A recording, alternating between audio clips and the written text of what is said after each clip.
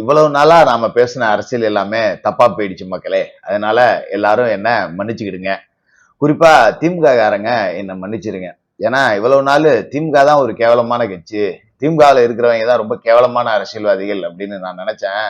ஆனா நீங்க கேவலமானவன் அப்படிங்கிறது உண்மைனாலும் கூட உங்களை விட கேவலமா 2 பேர் இருக்காங்க மக்களே. அதை இப்பதான் புரிஞ்சுக்கிட்டேன். நான் திமுகவை விட கேவலமானவர்கள் எல்லாம் அரசியல்ல இருப்பாங்களா அப்படின்னு இவ்வளவு நாளா யோசிச்சுக்கிட்டு இருந்தேன்.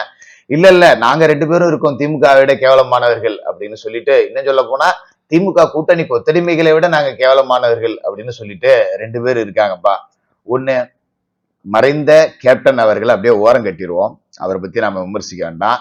ஒண்ணு அவரோட மனைவி பிரேமலதா, இன்னொன்னு நம்ம சாட்சாத் அரசியல் அனாதை ஓ பன்னீர்செல்வம் தான். திமுகவினரை விட கேவலமான மனிதர்கள் இருப்பாங்களா அப்படின்னு நாமளா நினைச்சுக்கிட்டு இருக்கும்போது, ஏன் இல்ல, கேவலத்திற்கு கேவலம் வையகத்தில் உண்டு. அதாவது வல்லவனுக்கு வல்லவன் எப்படி வையகத்தில் உண்டோ அதே மாதிரி கேவலத்திற்கு கேவலமும் வையகத்தில் எல்லாம் தேட வேணாம், தமிழ்நாட்டிலேயே நாங்க 2 பேர் இருக்கோம் அப்படின்னு சொல்லிட்டு வந்து நின்றுருக்காங்க. பிரேமலதாவும், அதாவது பேரலதா அப்படின்னு இன்று முதல் அன்போடு அழைக்கப்பட்ட பிரேமலதா, பெட்டிலதா என்கின்ற பிரேமலதாவும் ஓ பன்னீர்செல்வம், ஒன்னுத்துக்கும் உதவாத ஓ பன்னீர்செல்வம் அப்படிங்கிற 2 பேரும், இவங்க 2 பேரும் அப்படியே திமுக வந்தா அறுத்து தள்ளிரும் அப்படின்னு 2 நாளா கூவ ஆரம்பிச்சிருக்காங்க. பட் நம்ம ஒரு சின்ன ட்ரோல் மாதிரியே போயிடலாம் அப்படின்னு நினைக்கிறேன். பிரேமலதா இந்த தேமுதிகவை கொண்டு போய் நல்ல ரேட்டுக்கு வித்தது, அந்த தொண்டர்கள் எல்லாம் கொண்டு போய் அடகு வச்சது, இன்னும் சொல்ல போனா ஏலம் விட்டது, இப்படிதான் நம்மளால பார்க்க முடியுது. அதை பார்க்கும்போது எனக்கு இந்த வீடியோ தான் ஞாபகம் வருது. எல்லாரையும் பாலுக்கிணத்துல கல்ல கட்டிதான் தள்ளுவாங்க, ஆனா அவங்களுக்கு இதை கட்டி தள்ளிட்டாங்களே.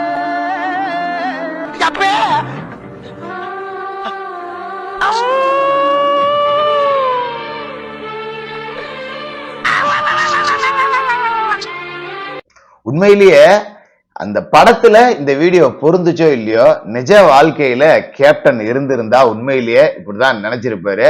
எல்லாருக்கும் பாலுங்கிணத்துல கல்ல கட்டி இறக்கி விடுவாங்க, உங்களுக்கு இதை கட்டி இறக்கி விட்டுட்டாங்களே அப்படின்னு வடிவேல் பேசுறதுதான் இப்ப ஞாபகத்துக்கு வந்துச்சு. அதனாலதான் அது.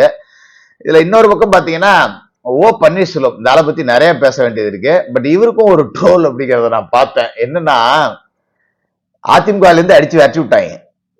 அதுக்கப்புறம் இவர் என்ன பண்ணாரு, முக்குளத்தோர் சாதி பிரச்சனையா உண்டாகிருவோம் அப்படின்னு சொல்லிட்டு சாதி சங்கத்தெல்லாம் கிளறி விட்டு பார்த்தாரு. பட் இந்த ஆளு இன்னைக்கு பார்த்த வேலை, நீ எல்லாம் ஒரு தேவை, உனக்கெல்லாம் ஒரு மீச வேட்டி சட்டை, ஐயோ பர்ஃபெக்டா பொருந்துதா இல்லையா பன்னீர்செல்வத்துக்கு?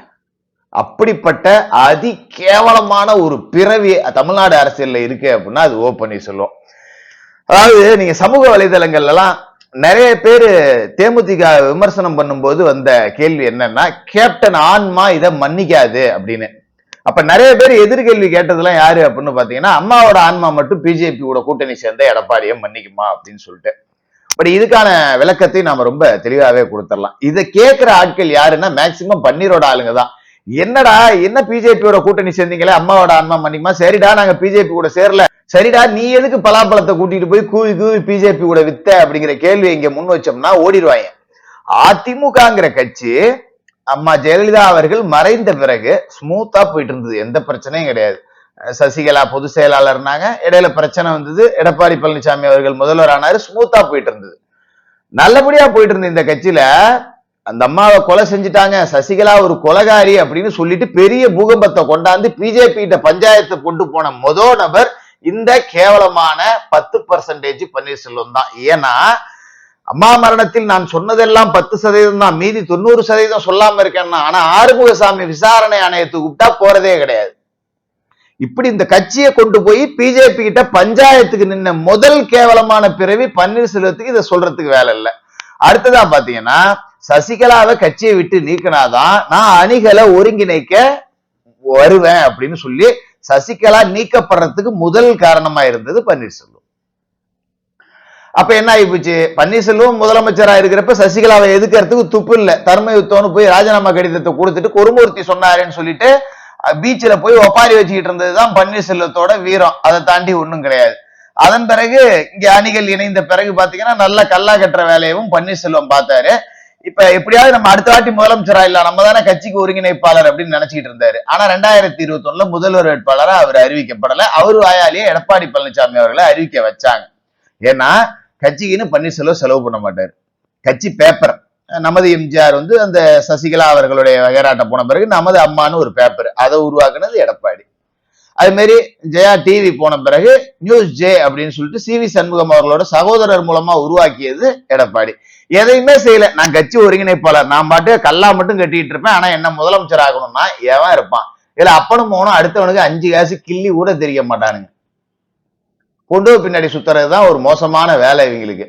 இந்த வேலையை செஞ்சுக்கிட்டு இருந்ததால இந்த ஆளு வேலைக்கு ஆக மாட்டான், இவன் பின்னாடி போய் பிச்சை எடுத்ததெல்லாம் போதுன்னு சொல்லிட்டு எல்லாம் ஒதுக்கிட்டாங்க. அப்ப எடப்பாடி பழனிசாமி அவர்கள் ஒரு லீடரா எவாபரேட் ஆகி அவர் பாட்டுக்கு மேல வந்துகிட்டே இருக்காரு. இதை பொறுக்க முடியல பன்னீர்செல்வத்தால. அப்ப என்ன பண்ணணும்? நம்மளால எடப்பாடியை எதுக்க முடியாது, வெளுத்து விட்டுருவாங்க. ஏற்கனவே பொதுக்குழுல வாட்டர் பாட்டிலால் அடிக்கிறானோ, சரி சசிகலாவை கூப்பிடுவோம் மறுபடி, அணிகள் ஒருங்கிணையணும் அப்படின்னு சொல்லிட்டு இதுல 4 அல்லகைங்க, இந்த புகழேந்தி மட்டன்னு ஒரு 4 பேரை சேர்த்துக்கிட்டு கத்துனது. இப்ப எல்லாம் இந்த அணிகளை ஒருங்கிணைக்கணும்னு சொன்னது பூரா பாத்தீங்கன்னா எல்லாம் திமுகவுக்கு போயிடுச்சு. பன்னீர்செல்வத்துக்கு பின்னாடி இருந்த வைத்தியலிங்கம் திமுகவுல, மனோஜ் பாண்டியன் திமுகவுல, இந்த RD ராமச்சந்திரன் ஒருத்தர் சோத்துல உப்பு போட்டு திங்கிறவர் போல இருக்கு. அவங்க குடும்பத்துல 2 பேர் கேள்வி கேட்டு இருந்திருக்காங்க. அம்மா படத்தை எடுத்து வெளில போட்டுருவியா அப்படின்னு என் பெத்தவங்க கேட்டாங்க. என் புள்ள கேட்டுச்சு, மனசு தாங்க முடியல, அதனால நான் இனிமே அரசியல்ல இருந்து விளைகிறேன்னு. ஆனா பன்னீர்செல்வம் குடும்பத்துல அப்படி கேட்கறதுக்கெல்லாம் ஒருத்தரும் இல்ல. பாட்டியார் குடும்பத்துல சோத்துல உப்பு போட்டு திங்கிற ஆட்கள் இருந்தாங்க. பன்னீர்செல்வம் குடும்பத்துல சோத்துல உப்பு என்ன, சோறு தான் திங்கிறாங்களான்னே தெரியல. இப்ப அப்பேமாவன் எல்லாம் போய் அங்க நிக்கிறாங்க. மோடி படத்தை லெட்டர் பேட்ல போட்ட ஒரு கேவலமான ஒரு மனிதன் யாருன்னா நம்ம OP ரவீந்திரநாத் தான். இவர் இப்ப பிஜேபிக்கு எதிராக அப்படியே அறுத்து தள்ளி விடுறாராம். என்ன மானங்கெட்ட பொழப்பு இது? மானங்கெட்ட பொழப்புங்கிறத விட நார பொழப்பு அப்படின்னு தான் இதை நம்ம சொல்லணும். அப்படிதானே எடுத்துக்க முடியுது. நேத்து இந்த ஐயப்பன்னு ஒரு MLA, உசிலம்பட்டி MLA, அவரை விட்டு பேசுறாரு. புரட்சி தலைவர் எம்ஜிஆர் ஆசியோடும் புரட்சி தலைவி அம்மா ஆசியோடும் ஸ்டாலின் மீண்டும் ஆட்சி அமைப்பார். உங்கெல்லாம் துப்பனா கூட எச்சலுக்கு தான்ப்பா அவமானம், அந்த மாதிரிதான் பேசுறீங்க. அதாவது அதிமுகங்கிற கட்சி திமுக எதிர்த்து ஆரம்பிக்கப்பட்டதா, பிஜேபி எதிர்த்து ஆரம்பிக்கப்பட்டதா? வெக்கமே இல்லாம அங்க போய் மாணவரோசம் இல்லாம இருக்கீங்க. செங்கோட்டையன் மாதிரி டிவி கேக்கு போயிருந்தா கூட பிரச்சனை கிடையாது. ஒரு புது கட்சி, சரி போயிட்டாரு, அவருக்கான வாய்ப்பு கொடுக்கப்படல, ஏதோ ஒரு அதிருப்தி, அவர் வேற கட்சிக்கு போயிட்டார். அது நம்ம மறுத்து பேசுறதுக்கே வேலையே கிடையாது. திமுகவுக்கு போனா இத்தனை நாள் தின்ன சோறு கிடையாதுன்னு தானே அர்த்தம். திமுக எதிர்ப்புங்கிறது தானே அதிமுகங்கிற கட்சிய. இவ்வளவு நாளா தீய சக்தி தீய சக்தி தீய சக்தின்னு சொல்லிட்டு அந்த தீய சக்தி வீட்டுல போய் வாழை இலையை போட்டுட்டு வலிச்சு திங்கிறதுக்கு உட்காந்துருக்கீங்க. உங்களுக்கு வெக்கமா இல்லையா அப்படிங்கிற கேள்வி இங்க எழுப்ப வேண்டியது இருக்கா இல்லையா? இதுவும் நான் இன்னொரு பாயிண்ட் கூட விட்டுறேன். ஒருவேளை உண்மையிலேயே ஆட்சி ஸ்டாலின் நல்லா செஞ்சிருக்காரு, எப்பா நல்லாதான்ப்பா ஆட்சி செஞ்சிருக்காரு, அவர்கிட்ட போனா என்னப்பா குறைச்சா, அதெல்லாம் ஒண்ணும் இல்ல, மக்களே ஸ்டாலின் பின்னாடி நிக்கிறாங்க, நம்மளும் போய் நல்ல ஆட்சிக்கு உறுதுணையா நிற்போம். ஆட்சி சரியில்லைன்னா நம்ம எதுக்குறதுல ஒரு நியாயம் இருக்கு. தீய சக்தி திமுக தான், ஆனா ஸ்டாலின் வந்த பிறகு தூய சக்தியா மாறிடுச்சு அப்படின்னு தான் பரவாயில்ல. தீய சக்தி திமுகங்கிறத விட அதிதீவிர தீய சக்தியா ஸ்டாலினோட ஆட்சி ஆகச்சிறந்த கேவலமா இருக்கு. இப்ப போயிட்டு நல்லாட்சி நொட்டி தள்ளிட்டாரு, இன்னும் 5 வருஷம் நாங்க அறுத்து தள்ளிடுவோம், நாங்க போய் வெக்கமான ரோசம் சூடு சுரணை ஏதாவது கொஞ்சோண்டு இந்த உர்ஜானு வயிற்றுக்கு எல்லாத்தையும் விற்கிறேங்கிற கதையா தான் இந்த குரூப்போட இருக்கு. வெக்கமே இல்லை. இப்ப இதுல ஒன்னே ஒண்ணு என்னன்னா, தனக்கே தெரியாம அதிமுகவுக்கு பன்னீர்செல்வம் ஒரு நல்லது செஞ்சிருக்காரு. ஏன்னா OPS அப்படிங்கிறவரு ஒரு பெரும் பீடை அப்படின்னே சொல்லலாம் அரசியல்ல. இப்ப இந்த சனி பெயர்ச்சி வரப்போதா, இப்ப நல்ல வேலையா சனி பெயர்ந்து அதிமுகல இருந்து திமுகவுக்கு போயிடுச்சு அப்படின்னு வேணா எடுத்துக்கலாம் OPS போனதை. ஏன்னா இப்ப OPSக்கு ஆதரவு அப்படின்னு ஒரு குரூப் இருந்துச்சு பாத்தீங்களா, ஒரு 10 பேர் இருந்தாங்கன்னு வச்சுக்குவோம் ஒரு பேருக்கு. அந்த 10 பேரும் பின்னாடி போக மாட்டான். எப்பாடே அதுல சோத்துல உப்பு போட்டு திங்கிறவனும் இருப்பான்ல. ஏதோ எங்களுக்கு எடப்பாடி மேல ஒரு அதிருப்தி, உங்க பின்னாடி வந்தோம், அதுக்காக நீ திமுகவுக்கு போனாலும் நான் வர முடியாதுன்னு ஒரு 7 பேர் கிட்ட வந்துருவோம். பன்னீர் ஒருத்தர் மட்டுமே போனாலும் யாரும் பின்னாடி போக மாட்டாங்க.